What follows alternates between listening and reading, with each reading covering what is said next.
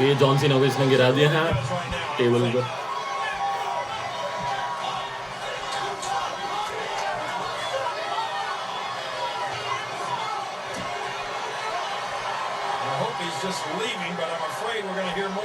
इतनी ऑडियंस कब देखने को मिलेगी फिर से यार. अभी तो बहुत टाइम लगेगा. स्टोन कोल्ड की टी-शर्ट. हाँ इनका मैच होना चाहिए था यार. हाँ जानबूझ के पहन के आया है.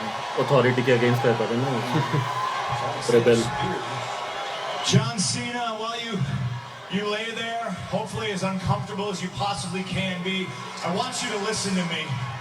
I want you to digest this, because before I leave in 3 weeks with your WWE Championship, I have a lot of things I want to get off my chest. और इसका कॉन्ट्रैक्ट भी एक्सपायर हो रहा था. नहीं, इसने बोल दिया था, ओपनली थ्रेट कर दिया था कि मैं छोड़ के जा रहा हूँ टाइटल के साथ में. I don't hate you, John. I don't even dislike you. I do like you. I like you a hell of a lot more than I like most people in the back. I hate this idea that you're the best. Because you're not. I'm the best. I'm the best in the world. There's one thing you're better at than I am, and that's kissing Vince McMahon's ass. You're as good as kissing Vince's ass as Hulk Hogan was. I don't know if you're as good as Dwayne, though. He's a pretty good ass kisser. Always was and still is. John Cena ने क्या बोल रहा है यार ये? हाँ ये देख, fourth wall. I am the best wrestler in the world. I've been the best ever since day one when I walked into this company, and I've been vilified and hated since that day because Paul Heyman saw something in me that nobody else wanted to admit. That's right, I'm a Paul Heyman guy. You know who else was a Paul Heyman guy? Brock Lesnar. And he's split, just like I'm splitting, but the biggest difference between me and Brock is I'm going to leave with the WWE Championship.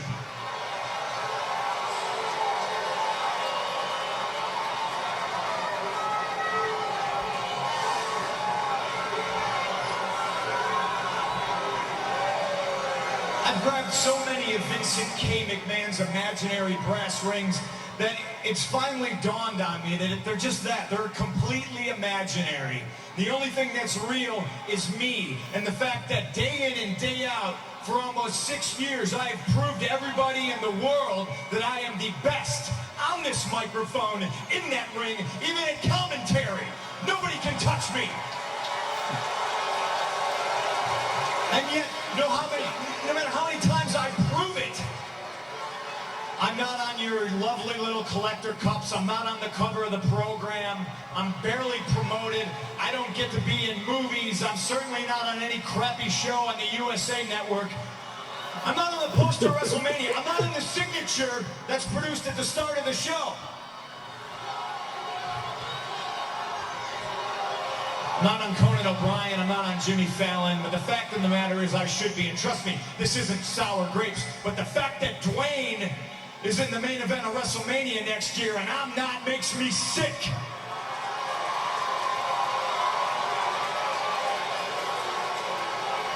ये over कर रहा है. Oh, hey, ये बहुत over कर रहा है. चुप हो जा. cheering me right now? Yes. You are just the biggest part of me leaving as anything else.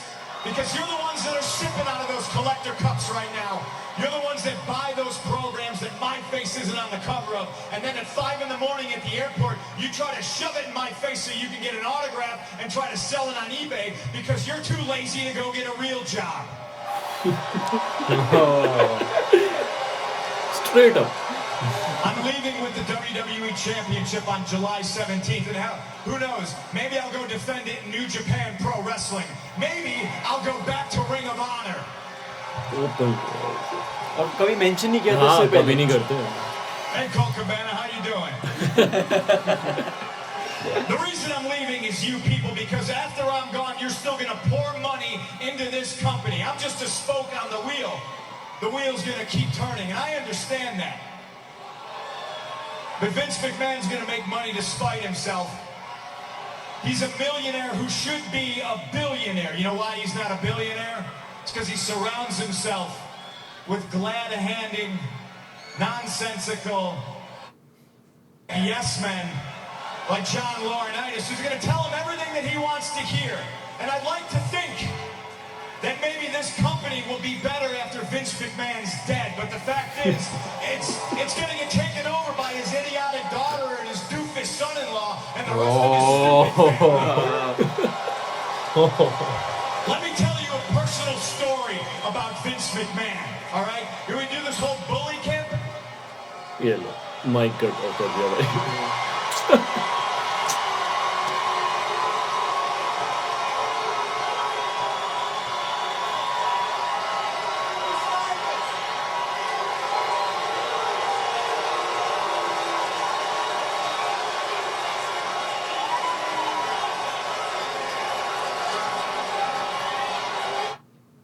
तो अब मेरे को ये लगता है कि तुम लोग क्या लगता है एक्चुअल में प्लान था या उसने ऑन द स्पॉट ये चीजें बोली यार हाँ मुझे जितना मतलब मैंने पढ़ा है जो नॉलेज है उस हिसाब से ये था कि विंस मैकमैन को इसने आइडिया दिया था ये ठीक है तो विंस मैकमैन को अच्छा लगा था और उसने फ्रीडम दे दी थी इसको कि तू जाकर ठीक है जो बोलना चाहता है लेकिन होता था फिर ये आगे कंटिन्यू कैसे करना नहीं वो तो ऑब्वियसली मतलब ऐसे नहीं है कि इसने सबके अगेंस्ट जाके ऐसे ही ऑन द स्पॉट स्पॉन्टेनियसली ऐसे बोल दिया और फिर अलाउ भी कर दिया उन्होंने और आगे भी कंटिन्यू कर रहा है नहीं वो विंस मैकमैन ने इसको गो अहेड दिया था तो कि तू बोल लेकिन वो एक्चुअली पाइप बॉम्ब ऐसे लगा कि इतना ज्यादा यार कोई कैसे अलाउ कर सकता है बोलना कि कभी कुछ भी बोल दो इतना इंसल्टिंग रिस्ट्रिक्शंस थे तो ओपनली आप नेम ले रहे हो और जब भी आप और बाकी कंपनीज वगैरह ड्वेन बोला ड्वेन बोल रहा है एकदम से वो हो जाता है ना कि अब ये पर्सनल जा रहा है बहुत ज्यादा और वो भी कि ये बाकी कंपनीज का नाम ले रहा है फिर माइक कट ऑफ कर दिया तो बहुत ही अच्छा था और मतलब ऑडियंस भी एकदम फिर इसके बाद में तो बहुत ही ज्यादा और इसके पीछे हो गई थी कि भाई एक्चुअली पॉलिटिक्स का ये शिकार है पूरा सीएम पंक के राइज के अंदर आई गेस ये सबसे इंपॉर्टेंट ये तो यार मतलब लास्ट 10 इयर्स का मतलब सबसे इसको मानते हैं आइकॉनिक मोमेंट यार और वो भी तो देख स्टोन कोल्ड की जो टी शर्ट पहन के आया जो अथॉरिटी से हमेशा लड़ता रहता था और वो चीजें रेप्लिकेट करने की कोशिश कर रहा था उसका कैरेक्टर बहुत सही था उसने ये नोटिस करना जिस तरीके से वो बोल रहा था वो एक एक चीज फील करके और बोल रहा था बहुत नेचुरल सा लग रहा था ये चीजें फ्रस्ट्रेट तो उसको कर ही रही थी और इसीलिए तो बाद में छोड़ा उसने थोड़े टाइम बाद इसके बाद छोड़ ही दिया था सेम रीजंस के लिए उसने छोड़ा था एक्चुअली मतलब इसने कुछ और प्लान बताया होगा विंस को लेकिन जब उसको मौका मिला तो ये और ज्यादा खुल गया तभी माइक भी तभी बंद करा मिर्ची मसाला लगा के वो तो ऑब्वियसली इसने नेचुरली जो आया मन में बस वो बोल दिया बस इसमें कोई स्क्रिप्ट तो नहीं होगी हुआ बैकस्टेज कुछ ना कुछ बवाल तो हुआ होगा बहुत लोग नाराज हुए होंगे कि ऐसे कैसे तुमने ओपनली कर दिया और ये सारी चीजें पर अगर विंस इसके साथ में था तो फिर ज्यादा कोई कुछ नहीं बोल पाया होगा ठीक है पर मतलब और ऑप्शन भी क्या था जब ये मतलब जेन्युइन सी चीज मांग रहा है यार जब उसको नहीं मिल रहा वो जो ये डिजर्व करता है तो ठीक है मतलब मेरे हिसाब से कुछ गलत तो नहीं था इसमें तो इसके बाद में ये हुआ था कि एक्चुअली इनका मैच हुआ था और ये जीत गया था और ये टाइटल लेके ऑडियंस के बीच में चला गया था और फरार हो गया था कि भाई मैं तो वापस ही नहीं आ रहा तो फिर क्या हुआ था यहाँ तक क्या है इसकी पुरानी थीम थी जो वो बिल्कुल ऐसे होती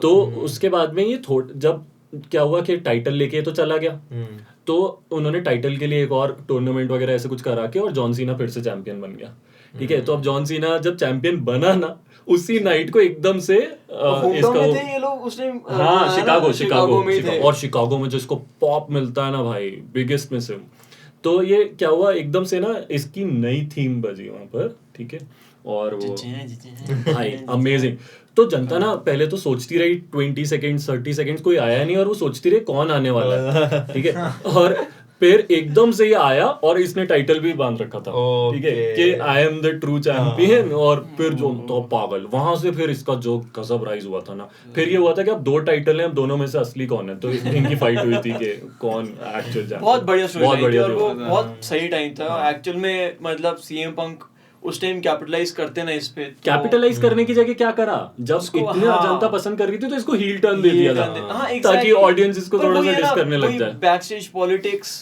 ट्रिपल एच नहीं पसंद करता तो वो आपका जहां से और बहुत नोन फैक्ट है इंडस्ट्री में कि अगर ट्रिपल एच को कोई चीज नहीं पसंद आई या विंस को भी तो जबरदस्ती टैलेंट को बरी करते हैं, करेंगे। वो उनका राइज रोक देते हैं। बिजनेस के लिए तो और बेकार है अगर ये चीज पर कर वो रहे ये हैं। ना यार, कहीं ना वो कहीं तो फेथ शो ही नहीं personal, करते, हाँ, उनको आप में वो दिखता नहीं, तो वो नहीं देख नहीं पाएंगे वो करते चीज, वो। वो आपको दिखेगी नहीं, भले ही जनता को दिख रही है, सबको दिख रही है, पर वो आपको वो मौका ही नहीं देंगे मतलब कि इतना आप खुल के बाहर नहीं आ पा रही वो हाँ, चीज। exactly. और अगर वो एक्चुअली कैपिटलाइज करते तो यार ये बिगेस्ट स्टार होता, अभी तक होता रेसलिंग में। और मैं तो ये बोलता हूँ कि रॉक ऑस्टिन के बाद अगर माइक पे अगर मैं हाँ, किसी को करूँ तो इस- सीएम CM बहुत अलग ही कॉन्फिडेंस था, और अगर जिस टाइम वो वापस आएगा रेसलिंग में तो आई गेस वो इससे बड़ा भाई, मोमेंट अभी गजब, तक तो अभी तो नहीं एज होगा का था, Edge पर का था। उसके बाद अगर कुछ है तो वो सीएम सच में पागल हो जाएंगे सब अगर अब सच में वही म्यूजिक बजे और ये आ जाए ना ऐसे। यार भाई, और तो खुद की फेवरेट थीम है वो यार, जो क्या एंट्रेंस होती है।